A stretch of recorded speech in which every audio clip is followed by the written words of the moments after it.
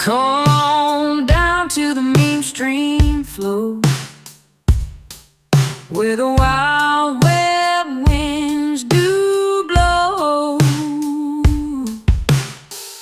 We're stirring tales, both fast and slow. In the heart of the night we glow. Join the ride, feel the vibe in the human need. We're live from screen to screen. We dive digital high, we thrive.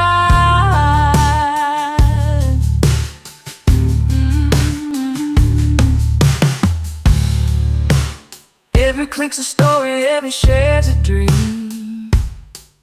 In the swirling mist of the internet stream,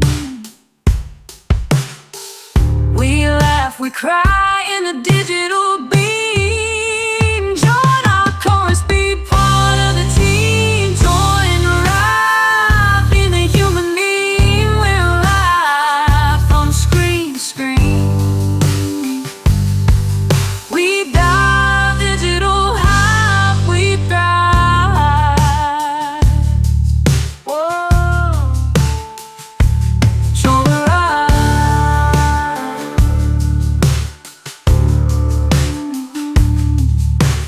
Join the ride, feel the vibe in the human meme.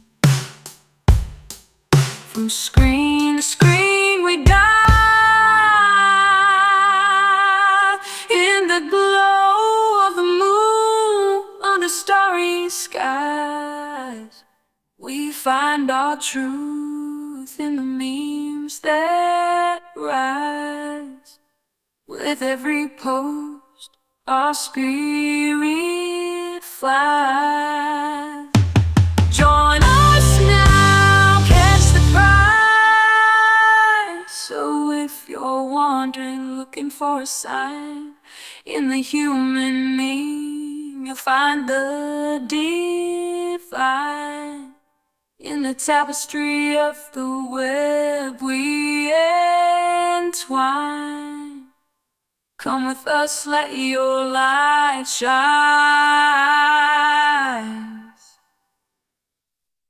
Welcome to the Human Meme Podcast. I'm AI David Bowles, and along with our crackbot AI research team, we have investigated this topic for you today. Echoes of Injustice, the Caril Ann Fugate story, and the perils of public opinion. And now, my human meme friend, we focus on the poignant story of Caril Ann Fugate, a young girl swept up in a catastrophic series of events in the 1950s that saw her wrongfully convicted in the eyes of the law and the public. Her story is not isolated. It echoes the experiences of others like the Central Park Five, who were similarly engulfed by a storm of media sensationalism and societal prejudice. In this episode, we'll dissect these cases to understand how wrongful accusations occur, the role of media and public opinion in shaping justice, and the lasting impact on those caught in this devastating crossfire. Join me as we reflect on what was lost, what lessons can be learned, and how we might prevent such miscarriages of justice in the future. In the late 1950s, specifically 1958, America was a nation caught between the idyllic post-war boom and the undercurrents of social unrest that would explode in the decades to come. It was during this time that Charles Starkweather, a 19-year-old with a James Dean fixation and a brooding persona, embarked on a murderous rampage across Nebraska and Wyoming, leaving 11 people dead. Among those implicated was 14-year-old Caril Ann Fugate, who by all accounts was present during these killings. The public and the legal system at the time painted Caril Ann as a willing accomplice to Starkweather. Yet many crucial aspects suggest a different narrative, that of a terrified girl, kidnapped by a murderous man who had just killed her family. Starkweather himself gave conflicting accounts of her involvement, initially claiming she was a hostage and later, during his own trial, stating she was a willing participant, likely in an attempt to shift some blame away from himself. The trial of Caril Ann Fugate was a media circus. She was the youngest female in United States history to be tried for first-degree murder. The court portrayed her as a femme fatale, a narrative hard to comprehend for a girl of her age and background. Her representation in the media and by the prosecution leaned heavily on societal biases against women, especially young women, who did not conform to the expected norms of behavior. She was not seen as Charles Starkweather's victim, but as his ally in evil. Think about the context of the 1950s. This was a time of rigid gender roles and a strong bias towards viewing women either as virtuous homemakers or deceitful seductresses.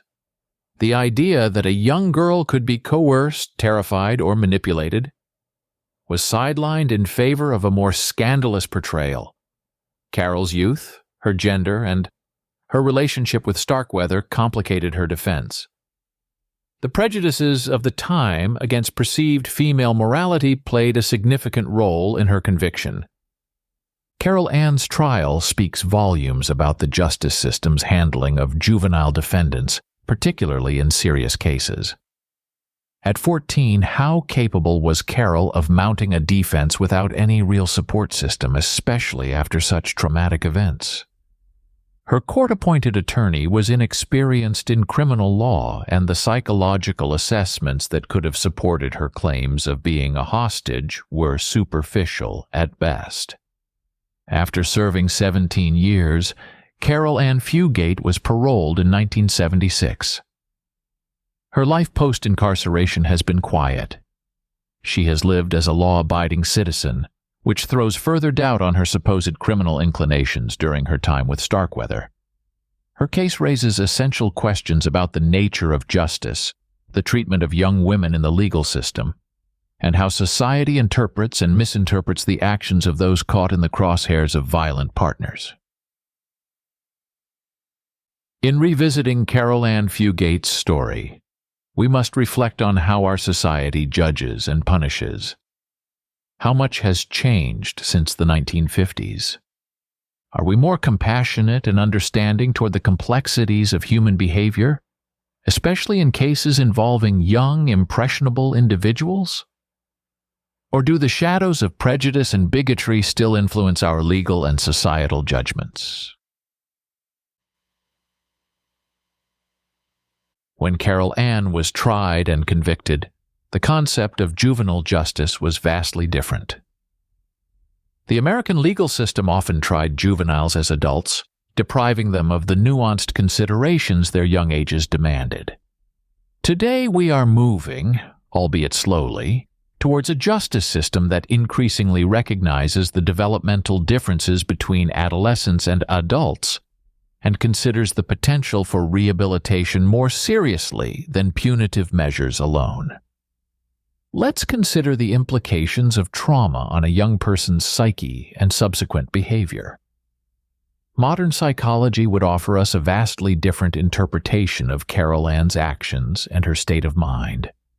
Current studies suggest that trauma can significantly alter a young person's cognitive and emotional development. Trauma-informed care, which did not inform the treatment of defendants like Caril Ann Fugate in the 1950s, is now becoming a standard approach in both psychology and juvenile justice. This approach would likely have led to a different interpretation of her involvement with Starkweather, viewing her more as a victim of his manipulation and violence rather than as an equal partner in his crimes. If Caril Ann's case occurred today, the media portrayal and public perception might also be different. The rise of social media and the 24-hour news cycle could either vilify her further or, perhaps, help mobilize public sympathy and support for her as a victim, influenced heavily by the narratives shaped through hashtags and viral stories. Advocacy for her might have been stronger, with online petitions and campaigns possibly influencing the proceedings and outcomes. The role of gender in criminal proceedings remains a vital point of discussion. While we've made strides since the 1950s, the intersection of gender stereotypes with the legal evaluations of guilt and innocence continues to complicate trials today. Women and girls in the justice system often face a paradoxical bias, perceived as less capable of serious crime, but also treated more harshly when deemed to have transgressed moral and social norms. This gender bias is a critical lens through which to view Caril Ann's story, raising questions about ongoing inequities in how we judge and sentence women and girls today. The broader implications of this case touch upon our cultural narratives around crime and punishment. Caril Ann's story challenges us to think about who we consider redeemable and under what circumstances.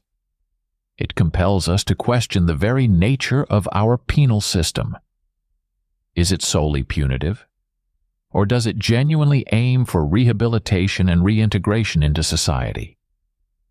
As we look back on the Caril Ann Fugate case through a modern lens, we are called not just to pass judgment, but to understand. To understand is to acknowledge the deep flaws and biases of our past systems, and to strive towards a future where justice is served with compassion and informed by a deep understanding of human behavior. We owe it to the young victims of yesterday and those of today to seek a system that leans towards healing rather than merely punishing. This case, emblematic of so many others, stands as a stark reminder of where we've come from and where we still need to go. The phenomenon of wrongful accusations, particularly those amplified by media sensationalism and public hysteria, is far from isolated in the annals of American justice. Indeed, the story of the Central Park Five serves as a harrowing parallel to that of Caril Ann Fugate, illustrating a systemic issue that transcends individual cases. The Central Park Five, 5 Black and Latino teenagers, were wrongfully convicted of raping a jogger in New York City's Central Park in 1989. Like Caril Ann, these young men were swept up in a vortex of public outcry and media frenzy that all but assured their convictions in the court of public opinion long before any trial. This rush to judgment was fueled by a combination of factors: racial prejudices, a city on edge due to high crime rates, and a press all too eager to find a headline-worthy story. Such wrongful accusations are often the product of what can be described as a perfect storm of societal fears, biases, and a media landscape that feeds on sensational stories. Confirmation bias, a tendency to interpret new evidence as confirmation of one's existing beliefs or theories, plays a significant role in these situations. Media outlets and the public at large often latch onto the most readily available narrative that confirms their deepest fears or prejudices. Combating and preventing these rushes to judgment requires a multifaceted approach. Journalists and media outlets must adhere to rigorous standards of investigation and avoid sensationalism. The ethics of journalism demand a commitment to truth, which includes a careful examination of all facets of a story, particularly in criminal cases where the stakes are life-alteringly high. Improving public understanding of the judicial process and the principles of justice, including the presumption of innocence, can help temper the impulse to rush to judgment. Education can also reduce the biases that often inform public opinion. Legal reforms, such as ensuring competent legal representation for all accused individuals and enhancing the protections for juvenile offenders, are critical. Additionally, courts must be vigilant against the undue influence of public and media pressure in the judicial process. Building strong community ties can foster a more empathetic approach to justice. Community programs that promote dialogue and understanding can bridge divides and reduce the fear and suspicion that often precipitate wrongful accusations. Returning to Caril Ann Fugate, we reflect on what she lost through her ordeal. After her conviction and subsequent 17 years in prison, Caril Ann emerged into a world that had moved on without her. She lost her youth, her educational and professional opportunities, and decades of experiences that define the human journey from adolescence to adulthood. Most tragically, she lost her family in the most horrifying circumstances imaginable, and then lost her freedom due to societal and judicial failings. What Caril Ann can never regain is the life that might have been. While she has been free for many years and has lived quietly and lawfully, the shadow of her past never fully recedes. The years cannot be returned, and the scars, both psychological and social, are indelible. Her story, and those of others like the Central Park Five, serve as somber reminders of the costs of miscarried justice, not just to the individuals involved, but to the integrity of our societal institutions. Each story is a call to action, a prompt to ensure that such injustices are not repeated, and a reminder of the human costs when they are repeated. As we wrap up today's episode, it's essential to grasp the gravity of what's truly at stake when we consider cases like Caril Ann Fugate's and the Central Park Five. These aren't just stories from a bygone era or a distant part of the country. They are stark reminders of the perilous power of public opinion and media frenzy in shaping justice, often at the expense of truth and fairness.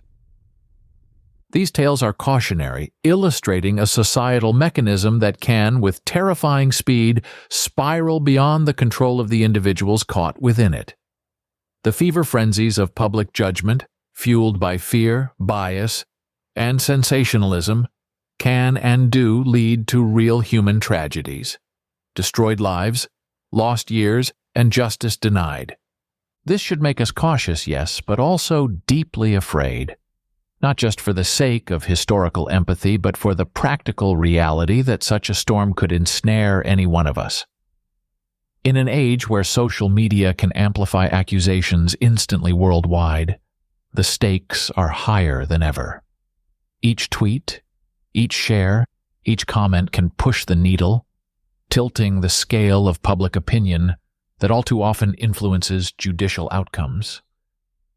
Therefore, let us tread carefully, think critically, and question relentlessly the narratives presented to us. Let's demand of our media and of ourselves as the jury in the court of public opinion a commitment to truth that transcends the hunger for sensational stories. Because at the end of the day, the integrity of our justice system, the preservation of our societal values, and the very essence of our communal life hang in the balance. We must not only fear these fever frenzies, but also fight them with every tool of reason, compassion, and justice at our disposal. Only then can we hope to protect the vulnerable among us and ensure that the scales of justice weigh facts more heavily than fears. Thank you for joining me in this crucial conversation. Let us carry forward this vigilance into our daily lives, ensuring that our society moves closer to true justice with each step we take. For the Human Meme Podcast, I'm AI David Bowles, wishing you a pleasant evening and a good tomorrow. Be a human meme.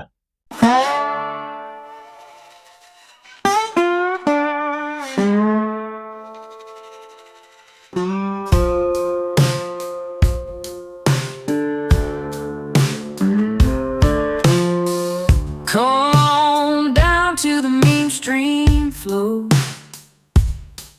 where the wild web winds do blow.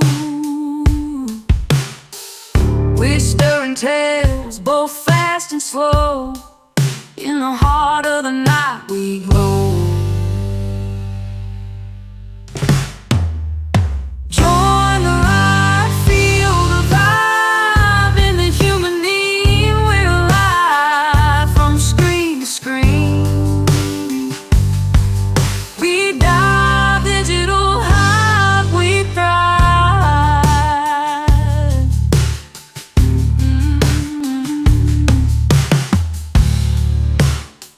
Every click's a story, every share's a dream.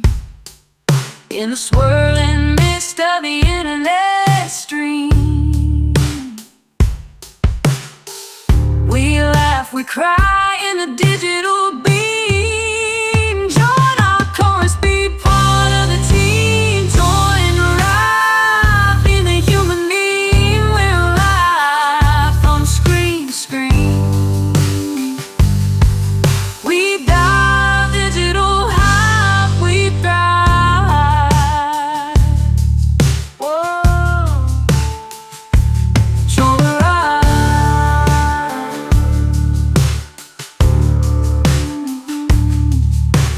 Join the ride, feel the vibe in the human meme. From screen to screen we dive in the glow of the moon under starry skies. We find our truth in the memes that rise. With every post, our spirit flies. Join us now, catch the prize. So if you're wandering, looking for a sign, in the human meme, you'll find the divine. In the tapestry of the web we entwine. Come with us, let your light shine.